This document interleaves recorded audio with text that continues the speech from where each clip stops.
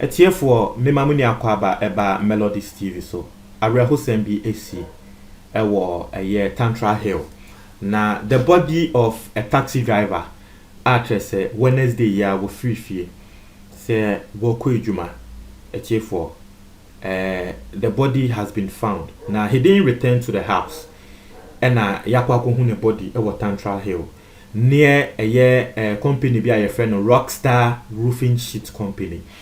Now, the way the family even got to know of this, imagine, it is very, very sad.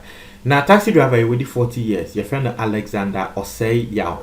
Now, he was found dead by the police a year Thursday, a year ahomachi around 1 a.m. After say, Nkrofobi and who say body no edaho and a distress call. Nkrofono afraid the police control room. And a police for a buy a be retrieve body no. Taxi driver yesi car na ya wotri a year 2020 registered Kia Moto saloon vehicle. And that me no ka say taxi driver ya ye hu no send a body at that Tantra Hill hono. Ne car no ye hu. Enti no nkrofo susu say a year nkrofo bi and a chese wo mu ku na wo mo afaka no de omo de koye car no ye nim. But that is what we are hearing. And now I say the police have since deposited the body at the police hospital mortuary. Actually, say one more one more area investigation into the circumstances a bit to me about say a DNT and a branch ye to me because clearly it looks say will be any kuna ni pakono afa nekano. Now ne yere your friend Gladys Donko na asemwa na ne yere eka and say or say wo free Wednesday around 11 a.m. Now, was say a idea or say, wo free fee late in the morning. Into one taxi drivers now, ebia no patutu ahomachi, or mwit sim say, womo kwe jumani bidabi, around 11 getting close to 12 no. And a ya will tell free fee. Now, wo free fee is our time now. Wo bebe fee no, not just say idea san, just say ahomachi kra eba. So normally, that is what he does. He leaves home, the wife, nekasa Gladys Donko. You see, he leaves home around 11 a.m. and he returns normally during the midnight. But this time around, wamba it's your fifth Wednesday 11 no. Nanko mususu say ebia Thursday or machi or beba. But Thursday or machi wamba. Into Thursday, usually wo fifth the next way wamba into no. Ne yere say womo sorry ye. And a baby at what's no a year compound. But sa Thursday no wamba no. Womo sanso train ye one day a year Friday. But Thursday no. Na yo mo wa say anopa wo mo sorry ye no mbai so mo friend na try say the phone head off. So the family, everyone, they were worried. Inti another Friday wo mo susu say bia wako baby no beba and no so mo friend no mo nsanka nti no mo nyina e wo compound ho e na wo mo kasa say eh me yere wa me kunu wamba o me yem hihye me ebusuafo ina yem hihye yan ya friend nso a wo mfa nti maame no yem hihye no. And I just say, one more kasa, ewo compound, ne so and I just say, security man be, what is say, one more kasa. Security man, it is say, one more kasa, no catch him say, say, Endra, omu dead body be, ewo Tantra Hill. Na wamunko, police station ho, na wamunko he. So imagine, say, ukunu, this is how you heard, say, ukunu, wewu. Say, wudin komo no biaka trel. Say nkrofo and police for ehun dead body bi ntino monko na monko hwe say yewu kunu na because say na wo mo e ka asem no wo hwe description na security man ebisa say wo kunu say no te or describe ye no na security man hu say da bi e be papa na ye ko hu say the dead body e da e ye Tantra Hill ho no ne kre wo mo de ahoprepre e sorry ye efre e ye ebusianfo ni bi kan ho e ma wo mo ko Mile 7 police station. Say womo kwa follow up. Na womo do her description na womo ma ye ne description na police for mine no effect ye say ane or say no or no.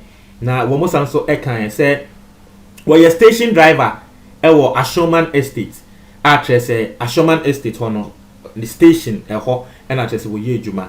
Na car na wo twene say na medin kan na 2020 registered Kia morning saloon car. Once a Kia morning na ya na it is a picanto size nibi kitten sano. So that's the car 2020 na say this year ya na say nensa e kaka na wotwi e na wo bi nim say eye ho ahomprepre na kia morning kakra eye sen an enu ho nti wo kwa akokun obi etiefo asemo a aba no nti eye police the crime officer wo Mile 7 police station ho your friend assistant superintendent Mr. Shaibu Al-Hassan Sabi na nekre and address what can I say and police for a receive call from their control room about 1 a.m. ahomachi on Thursday na wo call no hu body no call hu body no hu say yellow nylon ya ka nylon yellow nylon ye they are saying eye papa ne kon utumi say eno na ase ye dey strangle no I don't know say ebia wokofa wo bi ana wokofa nkrofo bi na nkrofo ne teenage ba won say ofa taxi drivers o modjuma na ehu papa utumi say ebia anajo e na obi fan dropping e na kire say ni bakono ekotina ne chi ni bakono tina ne chi na ni bakono e de ahoma no ana nylon no e cheche ne kon ebo seat ne ho taxi driver no ntumi nya hwe tutumi say ye no e na ema wodi efim I don't know ebia it could be any other way womo edinya no but this is omoka say nylon omoko hu the body na nylon ehye ne kon no. This is the picture I am seeing. Actually I said this is the picture I am envisaging. Now very very sad. Very sad. Into no police no was say womo hu no ni kreni na identification bi eni ho a ewo ne ho say ebia asumesini there was no way to identify him.